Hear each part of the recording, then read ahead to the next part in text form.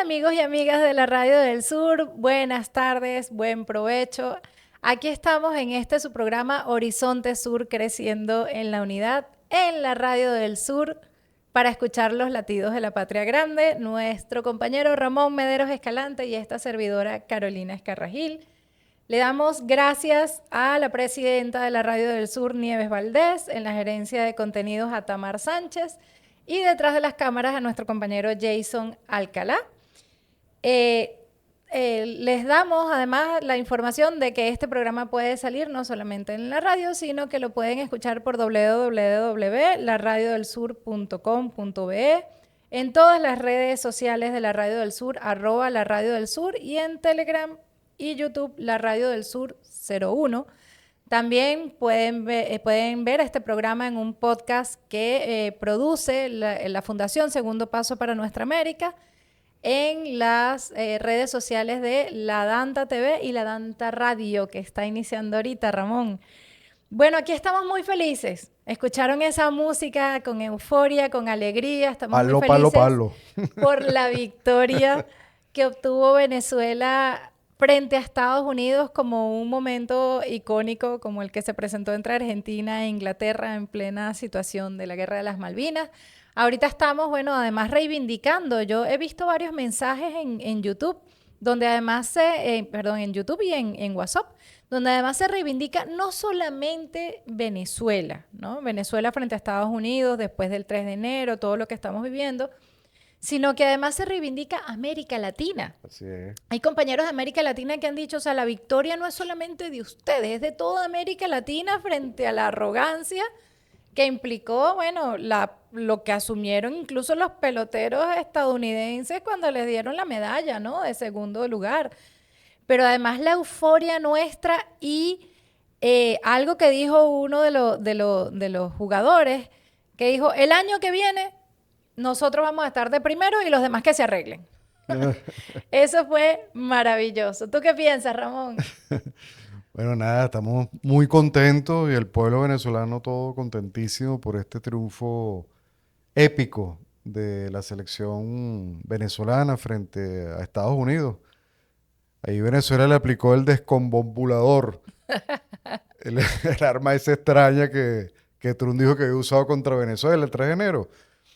Bueno, pero esa arma secreta venezolana no es otra cosa que el amor por la patria, que el deseo de triunfar, que la humildad, que el buen corazón, que el profesionalismo, todo eso que ha sido negado sistemáticamente porque al venezolano se le ha hecho mucho daño a nuestra estirpe, se ha intentado porque no lo han hecho, a, a nuestra autoestima, al gentilicio venezolano, se le quiso degradar en los años anteriores, degradarlo a unos niveles delincuenciales, ¿no? Todo ese momento que ya pasó, porque nadie habla ahora del Tren de Aragua, ni del cartel de los Ni de soles. los adversarios Y los extranjeros, adversarios extranjeros, de entonces enemigos extranjeros. queda claro que eso era un argumento falso para demonizar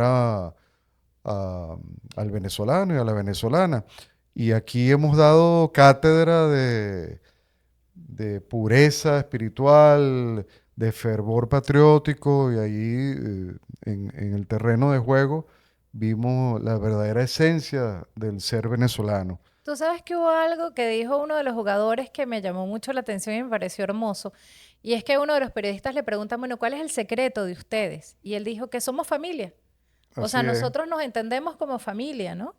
Y hay un video que también salió en una de las redes sociales o algo, donde antes del juego, ellos decían, primero Dios, ¿no?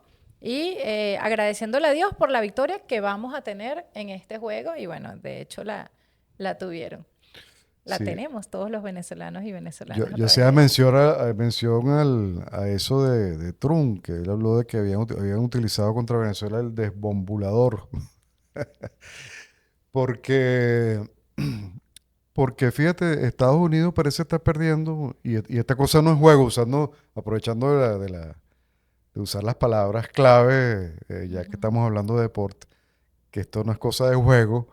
Estados Unidos parece estar perdiendo en todos los terrenos, pero Sí. sobre todo en aquellos terrenos donde no puede aplicar el desbombulador. Como estuvo ceñido a las normas de un juego, es decir, no pudo imponer las suyas, Ujú. entonces esas asimetrías que se sienten, No pudo imponer su propia moral. ajá, que se sienten en el ámbito militar, donde la asimetría es muy grande, tecnológica y militarmente, apabullante, ¿verdad? En el terreno de juego, como hay normas, entonces que la siga viendo, porque no es lo mismo este Dream Team, que es esa palabra, esa frase o esa palabra que suelen usar ellos, el equipo del ensueño, Ujú. bueno, que tiene ingentes recursos para, bueno, ¿cómo se llama? A, a equipos sofisticados, a Para el te- para el entrenamiento, para todo entrenamiento, eso. espacios, a diferencia quizás tanto personalmente como el equipo en completo. Hay esa simetría, pero en el terreno del juego todos son iguales si se respetan las normas. Entonces ahí no Ujú. pudieron aplicar su propia regla y está perdiendo. Y perdió, perdón, ante Venezuela. Y no Eh, puedes hacer como hizo con el derecho internacional, que dijo, exacto. bueno, no me interesa el derecho internacional, aquí el Estado soy yo y es mi propia moral la que rige, ¿no? Sino Entonces que... fíjate que los grandes imperios, cuando se tienen que ceñir a la norma, entonces esa supremacía queda sin efecto. Lo mismo está sucediendo en Asia Occidental, en la guerra impuesta de Estados Unidos y el Estado sionista Israel contra Irán. No pudieron imponer sus reglas de juego en materia de guerra, esta vez en Ujú, el terreno de guerra. Pasamos del terreno del juego al terreno de la guerra, porque Irán ujú. impuso las suyas, por más que Estados Unidos violentó de un solo golpe y en pocos minutos, de una manera feroz, cruel, deshumanizada, bombardeando 164, asesinando Niñas. 160 y tantas niñas, o casi 200 personas en un colegio, tanto niñas como profesores, como niños, habiendo matado al líder, habiendo bombardeado el barco, el buque que venía de allá de la India, es decir, todas acciones muy cobardes, Ujú. ¿verdad? Rompiendo y haciendo añicos el derecho internacional, rompiendo todas las reglas y aún así no se pudo imponer. Luego estamos viendo a un Estados Unidos desgastado, pidiendo ayuda y apoyo desesperadamente a los miembros de la OTAN que le han dado la espalda. Así que bueno, parece que Estados Unidos está perdiendo en todos los terrenos de- en lo Pero que no está metido. solamente Estados Unidos está perdiendo en todos los terrenos, sino que está perdiendo esa élite vinculada hay un, Diego Rutzarin habla de las guerras epsteinianas, ¿no? Sí, Que esto se trata de una guerra epsteiniana, que tiene que ver con esa élite que quiere imponer ciertas cosas y que quiere, digamos que meter bajo la alfombra otras, como todos los archivos de Epstein que se han estado liberando. Entonces, y todo lo que eso implica también, no solamente para el presidente Donald Trump, sino para la gente que lo rodea, para esos ministros que él ha nombrado y que también salen allí, la propia fiscal Pamela Bondi, que bueno, ellos se han tenido también que enfrentar al Congreso, al que a Trump no le interesa mucho y a esa élite tampoco le interesa mucho lo que diga el Congreso de los Estados Unidos,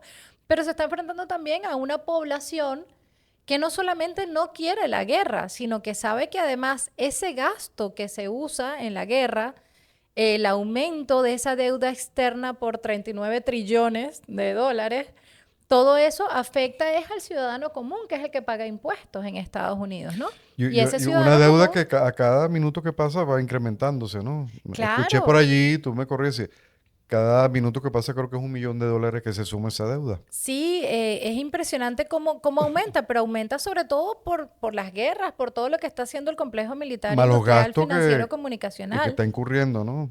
No solamente los gastos en los que está incurriendo, sino además cómo se están enriqueciendo su círculo. Porque Claro, por ahí leí una información, por ejemplo, que había eliminado o que había impedido a algunas empresas de drones de otros países que pudiesen trabajar con el Pentágono, pero su hijo tiene una empresa de drones que en la bolsa se está poniendo a valer, ¿no? En gran medida, ¿no? Y la propia familia de él, pues, se ha enriquecido enormemente como contratistas de estas agencias estadounidenses, incluyendo el Ministerio de Guerra, ¿no? Ujú.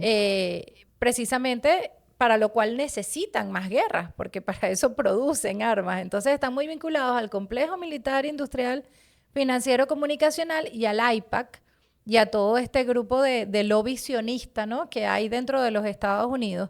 Y hay mucha gente que está diciendo que, bueno, que es que Netanyahu arrastró a Trump a esa guerra que a Trump en principio no debía interesarle, o por lo menos a Estados Unidos no debía interesarle, y que ese arrastre incluso llevó a la dimisión del el director de contraterrorismo de Estados Unidos De eso te recientemente, iba a ¿no? hablar de Joe Ken.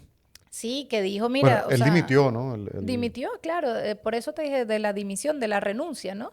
Que Ujú. hizo porque dijo, bueno, es que no, ya no puedo seguir La acompañando, ¿no? oficina, estoy buscando el nombre exacto de la oficina, es contraterrorismo, Contraterrorismo en Estados Unidos, sí. imagínate. Y decía, bueno, es que no era una guerra nuestra. Y nos arrastró Netanyahu, que además no se sabe dónde está. No se sabe si está vivo, si está muerto, si tiene Fíjate que 7 dedos. para que ¿Tuviste ellos, lo de los 7 dedos de para, Netanyahu? sí, sí, para que ya vamos a hablar de eso. Para aquellas personas que creen que, bueno, quienes a veces hacemos estos comentarios, estos análisis, eh, surgen de personas que estamos comprometidos con las causas revolucionarias, sea la iraní, la cubana, la venezolana, la haitiana, la que fuese, la nicaragüense, las grandes La causas justas, libanesa, la libanesa, la palestina, la palestina. Sí. la yemení, etcétera. Y no, fíjate, esto es un joven, además, héroe de guerra, ¿no? Ujú. Condecorado. eh, Que ha acompañado a Trump, lo acompañó incluso en su primer periodo Sí, también. y Trump, bueno, no lo perdona, o sea, Trump siempre cuando alguien se le voltea, entonces habla mal de él, ¿no? Que Ujú. a mí nunca me convenció, es simpático, pero Sí. nunca me convenció, claro. Cuando no le siguen la misma línea y no se arrodillan a lo que a sus deseos, entonces son profesionales de tercera, son personas que no están seguras de sí mismas, que no son, empieza a denigrarlo, ¿no? O sea, tratan como de degradarlo moralmente.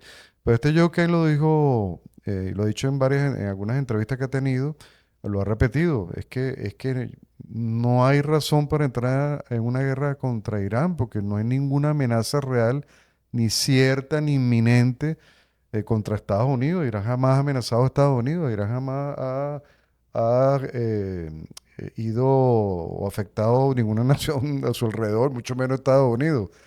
Y lo de la bomba atómica jamás, o sea, no hay prueba alguna de que es más, él mismo me sorprendió en una entrevista que le hizo con este entrevistador reconocido estadounidense. Carl eh, Thorson, ajá, ajá, ese, le o dijo, Carson. me sorprendió cuando dijo, es que Irán tiene una fatua. Y yo me Mira, quedé Carl Thorson. impresionado. Tú ¿Ah? Carson se llama, yo Carl Thorson. ¿Qué te parece? Yo me quedé impresionado porque este caballero dice, es que Irán tiene una fatua. Y Dios mío, pero esta persona está bien informada. Ujú. Y eso es lo que deben hacer, eso es lo que no ha hecho Trump. Trump ha ido a la guerra contra Irán con una soberbia tal que desconoce, le ha importado muy poco la cultura y todos los elementos claves que determinan a ese país, a esa nación milenaria. Y este joven sí lo entiende. Mira, Y yo maneja el quería... lenguaje, la fatua. ¿Qué es una fatua? Ajá, Rapidito. sí. La fatua es un dictamen religioso que en el 2004 lo hizo el hoy mártir Imam Jamenei, el líder supremo asesinado en esta guerra impuesta, y que prohíbe categóricamente la creación de una arma nuclear o de un arma de Ujú. destrucción masiva. Lo dijo él. Lo dijo el propio Imán Ali Ujú. Jamenei. Fíjate que a mí todo esto me hace pensar en el paralelismo de un hecho que no se le dio tanta importancia, que fue la dimisión de el jefe del Comando Sur, que se me olvidó el nombre ahorita, que había inicialmente, digamos que en los primeros meses de Donald Trump, precisamente cuando Donald Trump empieza a bombardear las lanchas en el Caribe. Y el tipo dice, mira, ya yo no puedo seguir con esto tampoco, ¿no? O sea, que no es el No se le primero, dio pues. tanta No. importancia, pero él mismo dijo, no puedo seguir. Y tuvo que cambiar al jefe del Comando Sur porque él dijo, él dijo, renuncio, pero renuncio con cierto tiempo para que me caiga mi jubilación, ¿no? Entonces fue como, no fue tan tajante como Kent, pero pasó lo mismo aquí. Y yo quería preguntarte, Ramón, porque creo que es importante que la gente que nos escucha, la gente que nos ve, pueda entenderlo, yo misma, el tema del martirologio en Irán. Y quisiera que nos hablaras un poquito de Sí, eso, ¿no? Ese significado cultural para ellos sí. y Del de Islam, vida. del Islam en general. Bueno, fíjate, el Islam, hay que decir algunas cosas antes de eso para comprenderlo, ¿no?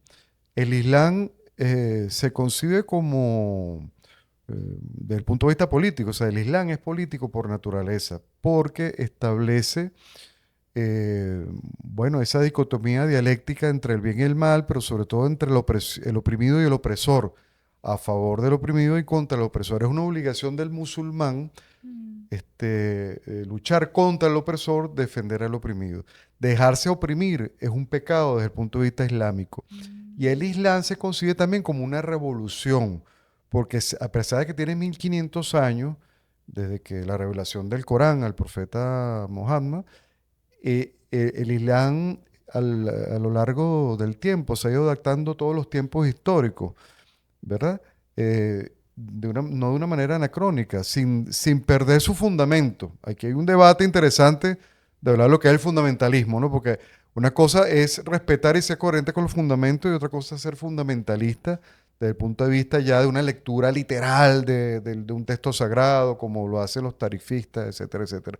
Pero más allá de eso, es una revolución porque va hacia un destino cierto, hacia una utopía cierta, prometida, que es el reino de Dios en la tierra, ¿verdad?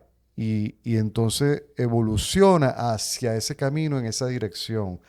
Y en ese sentido, Discúlpame, el que no musul, implica el apocalipsis.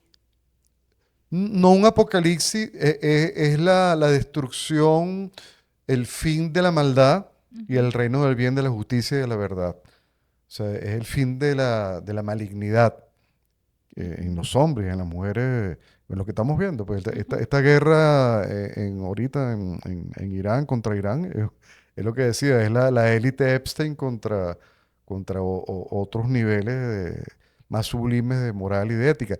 Entonces, el musulmán aspira a la vida más allá Futura. de la muerte, a una vida, a una trascendencia. Entonces, luchar por la causa de Dios y morir por la causa de Dios, que es lo que se consigue como martirio, la shahadat, es una bendición, es un deseo. Por eso el imán Jamenei dijo, no, yo no me voy a ningún búnker porque no me pueden acompañar los 90 millones de personas, yo voy a estar aquí en mi residencia, quizás donde vivo, y ya yo soy un hombre mayor. Él lo dijo en otros momentos de su vida, en algunos discursos dijo, yo soy un hombre de avanzada edad, él mismo decía, tengo deficiencias en mi cuerpo. Él Ujú. tenía una discapacidad en uno de los brazos, en una de sus manos, la derecha, eh, luego de un ataque durante los tiempos posteriores,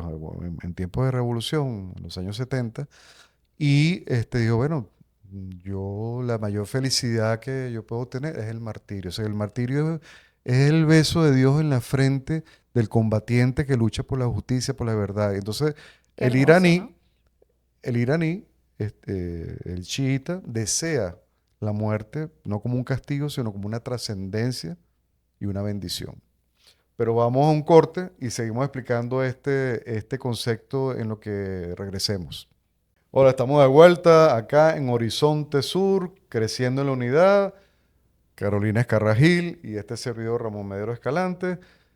Estamos acá comentando acerca de los acontecimientos en la República Islámica de Irán, en esa guerra impuesta. Acabamos de escuchar la canción Let the Lion Roars, canción para el pueblo iraní.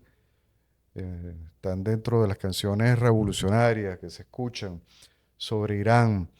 Mi- la furia épica le llamó Trump a este ataque vil y miserable contra el pueblo iraní, pero más que furia ahora se convirtió en una especie como de pataleta Pataleta épica. de Patadeleta Épica o de Mira, pero Llorantina, además, Llorantina y Plañidera, no sé, que pero de épico ya tiene no muy tiene poco nada. y de furia mucho menos, ¿no? Pero lo Por- interesante es que el nombre de la canción está muy vinculado al hecho de que cómo llamó Netanyahu o llamó el sionismo la guerra, porque ambos le pusieron nombres diferentes. Y el Ajá. nombre que le puso Netanyahu fue el rugido del león. Entonces la canción te dice, deja que el león ruja. Y deja que el león ruja que nosotros vamos a contestar, ¿no? Y cómo han contestado los iraníes, es impresionante cómo han contestado. Además, se prepararon muy bien después de aquella guerra de los 12 días en julio. Sí. Ellos sabían, porque cuando tú negocias con Estados Unidos, tú sabes que probablemente le den una patada a la mesa o sencillamente te digan que sí y al final no. Nosotros lo vivimos aquí, incluso en las negociaciones con la oposición en una época determinada. Y bueno, en este caso, Irán yo creo que sabía lo que venía y se había estado preparando para eso. Y para eso, bueno, tú tienes que tener elementos de inteligencia que te digan dónde están las bases militares en la región y tú tienes que tener ciertas cosas. ¿Qué hizo entonces el sionismo? Bueno, empezó a atacar en el Líbano, empezó a atacar en otros espacios donde no había esa preparación, si se quiere, no solamente desde el punto de vista militar, sino desde otras instancias también, pues, ¿no? Porque el Líbano ha sido también un país que ha estado muy sojuzgado. Yo recuerdo, y esto es una anécdota personal, pero yo estuve en el Líbano en el año 2006, 3 meses antes de que estallara la guerra, me tocó irme, pero yo vivía ya un mes. Y lo que más me impresionó cuando llegué al Líbano era como todo estaba militarizado. Y no estaba militarizado por los militares libaneses, ¿no? Había campos de refugiados en varios lugares. Estuve muy cerca de uno, de hecho, en esa oportunidad. Y es impresionante como ahorita, bueno, no dijeron, pudimos con Palestina, no pudimos con Irán, nos vamos contra el Líbano. Y así vamos destruyendo cada uno de esos espacios para lograr lo que al final le interesa al Estado sionista de Israel, que es del Éufrates al Nilo y que es toda esa visión del gran Israel en esa zona, ¿no? De Asia Occidental, Sí. con el apoyo, por supuesto, de los Estados Unidos, porque todo eso nació con una vinculación muy estrecha a Estados Unidos y al Reino Unido también, que ha tenido una participación importante tanto en Venezuela como en Irán, y de eso casi no se habla, ¿no? De la participación que ha tenido el Reino Unido. Lo bueno es que los países de Europa parecen estar como viendo las cosas un poco desde la barrera y diciéndole por alguna vez en la vida no a Trump en algunas de sus Se ha andanzas, pues, quedado ¿no? solo, pues Se ha quedado solo, está aislado. empantanado, Está muy aislado está a nivel empa- de la comunidad Así internacional. es. Pero fíjate, habíamos hablado del martirio y muchas claves Sí. que Estados Unidos no tomó en cuenta, no consideró en esta guerra contra Irán. Eh, para que la gente comprenda algo.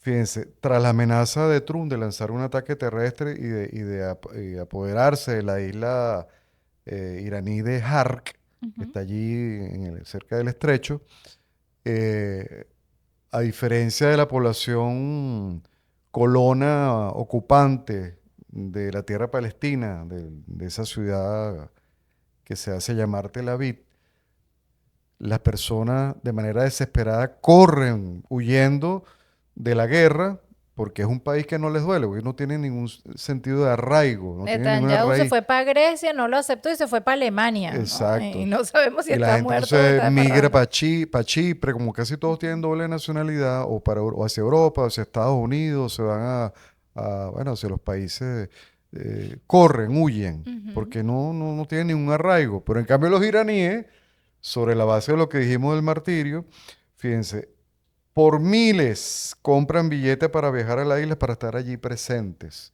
Entonces, las imágenes de las multitudes en el aeropuerto adquiriendo boletos para ir a la isla es impresionante. Es al revés.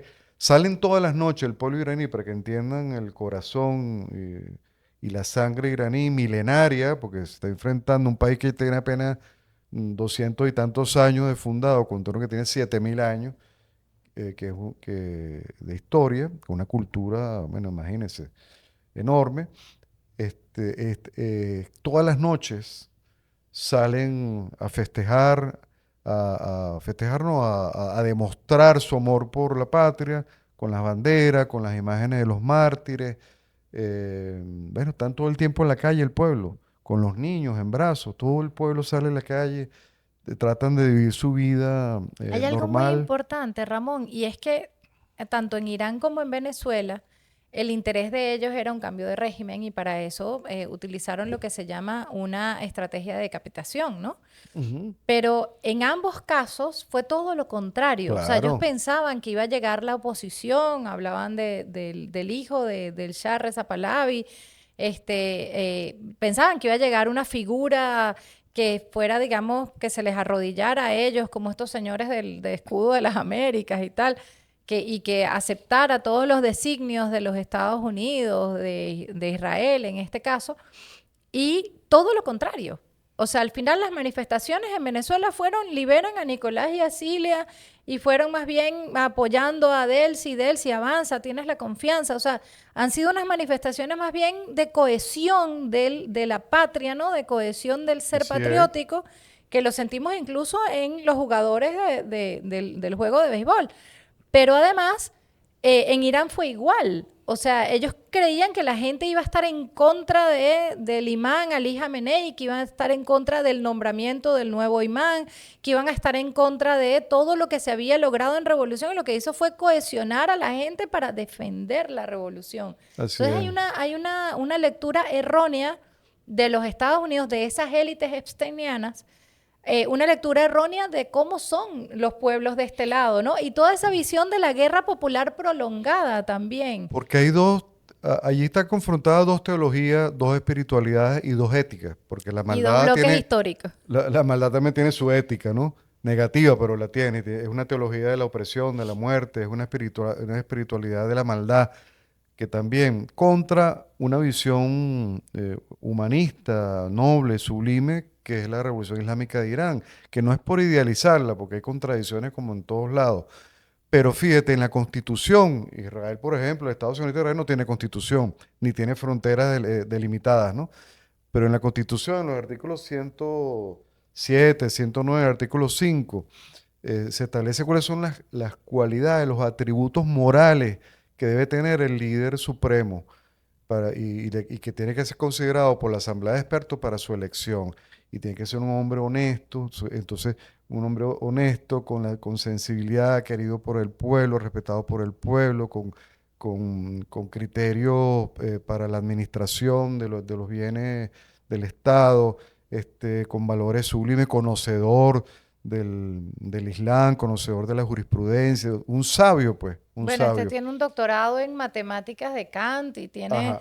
o sea, una formación además intelectual muy, muy elevada, pues, Claro, ¿no? El nuevo imán. el ayatolá Seye Mojtaba Jamenei, que es el nuevo hijo del ayatolá Jamenei. Y aquí quiero yo hacer un paréntesis también, porque se ha dicho que, bueno, claro, es una dinastía, una sucesión dinástica, porque entonces quedó el hijo como líder, ¿no? Eso no es así. Para que sepan, la Asamblea de Expertos, constituido por 88 sabios, es el que elige y puede destituir también al líder supremo. Y el líder supremo, en este caso, Mojtaba Jamenei, el Seye Mojtaba, forma parte de esos 88. Y él mismo dijo, de ese consejo de expertos, él dijo, cuando fue elegido, dice, debo expresar brevemente mi posición respecto al voto de la honorable Asamblea de Expertos. Yo, su servidor Seye Mojtaba Jamenei, Hosseini Jamenei, perdón, me enteré del resultado de la votación de la Asamblea de Expertos al mismo tiempo que ustedes, a través de la televisión de la República Islámica. Para mí, ocupar el lugar donde se sentaron dos líderes de tal alta distinción, el gran Jamenei y el mártir Jamenei, su padre, es una tarea ardua. Es decir, acá se consideran cuáles son los valores morales y bueno, y recaían en la figura del hijo de Jamenei, no por el apellido, no por la descendencia, porque eso no se estila, porque en todo caso hubiese sido entonces un descendiente de Khomeini el que Ujú. ocuparía el cargo y no fue Jamenei. Entonces, todo es una patraña y otra cosa que tú señalabas es que creían que al decapitar la estructura militar, la comandancia y los líderes, De acuerdo y cae la revolucionario. revolución y no. eh, la revolución islámica de Irán no se sustenta en el liderazgo de un individuo, de un punto de vista mesiánico. Como la revolución bolivariana tampoco se Exacto. sustenta en un solo individuo. Y lo vimos Es cuando en el mataron a pueblo. Chávez. La revolución está en el pueblo, en la voluntad Exactamente. colectiva. Ujú, exactamente. No, y Ento- que además eso lo vimos incluso con las elecciones de la semana pasada, ¿sabes? O sea, al final nosotros seguimos teniendo el mismo proyecto político, independientemente de algunas situaciones que estén pasando desde el punto de vista económico. Seguimos teniendo el mismo proyecto político. Y algo que a mí me impresionó mucho es que no hubo pronunciamiento de ninguna autoridad de los Estados Unidos o de ningún alto cargo de los Estados Unidos sobre lo que fueron nuestras elecciones aquí, sobre lo que es nuestro proyecto político. Y al final estás hablando de darle $10,000 o $20,000 a cada comunidad en realidad, porque estás hablando de los dos primeros proyectos, ¿no? Que fue lo que se eligió. Entonces, son formas de entender la democracia participativa y protagónica, de entender lo que es el ser humano, en nuestro caso el venezolano y en el caso de Irán, además con una cultura, con una forma que por eso te decía que me impresionó mucho cuando el jugador este dijo, o sea, ¿cuál es el secreto de nosotros? Que somos una familia, que nos queremos, que nos entendemos, que trabajamos en conjunto, que nos Que son aceptamos, valores que no que son valores que comprende la no sociedad comprende estadounidense. una sociedad donde los hijos se van a los 17 años a estudiar en las universidades porque ya no soportan a los papás y casi no los ven. O sea, son sociedades distintas y la élite que está gobernando además es mucho más distinta al resto de la sociedad estadounidense, Ese ¿no? es nuestro Entonces, desconvobulador. son nuestros desconvobuladores, precisamente esa democracia participativa y protagónica, es precisamente ese, me lo decían los franceses en una oportunidad, que vinieron unos veedores franceses a una de nuestras elecciones y se presentaron en el Centro Internacional Miranda, ¿no? Y yo les pregunté, había una situación ahí con Macron y yo les dije, ¿hay posibilidad de hacer revolución allá en Francia? Y dijeron, imposible, porque después de la pandemia, bueno, nosotros hacemos teletrabajo, pedimos comida a la casa, casi no salimos, nos fastidia irnos a tomar un café con alguien. O sea, nosotros no somos como ustedes que un día de elecciones hacen sancocho, ¿no? Y se reúne toda la comunidad.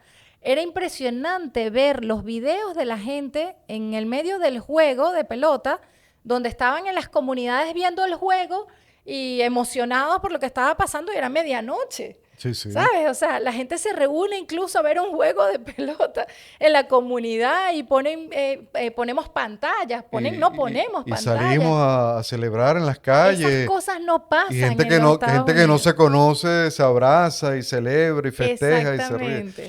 Fíjate, hay otra cosa que quisiera aprovechar los pocos minutos que nos quedan, que es la reunión reciente que hubo horas atrás en Riad de países árabes e islámicos de la región Qué lamentable. para tratar el tema de la guerra.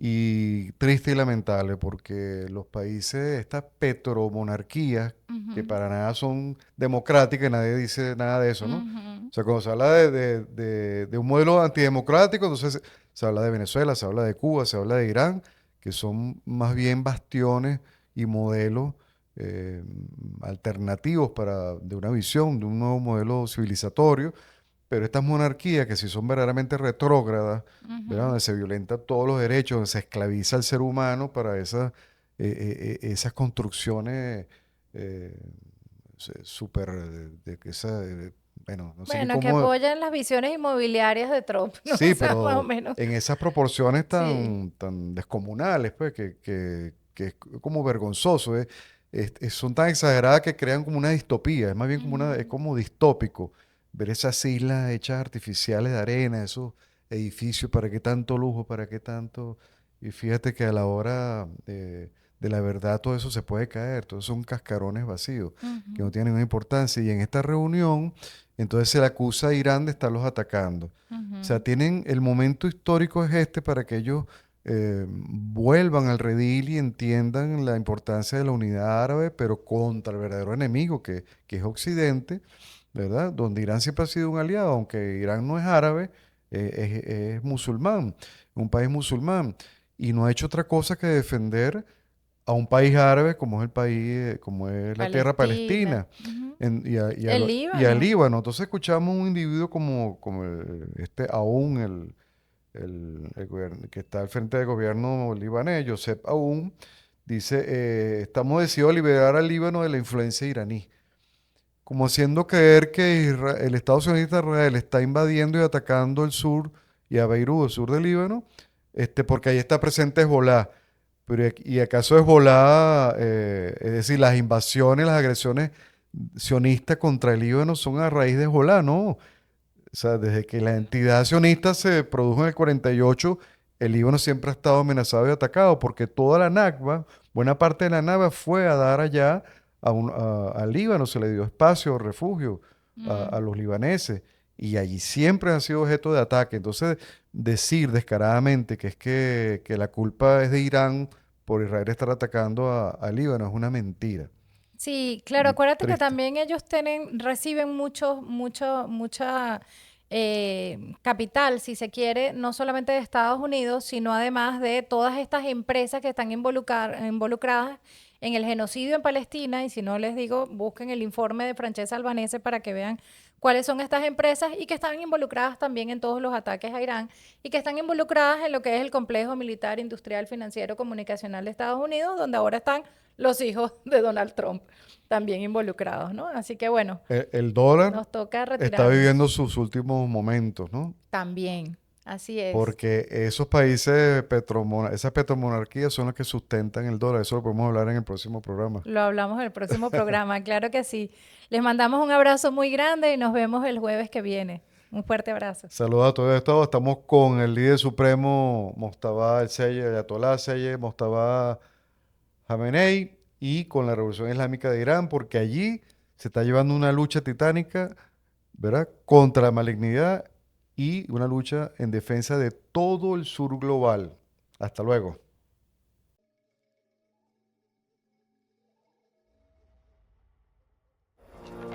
Suscríbete, toca la campana, dale me gusta y comparte.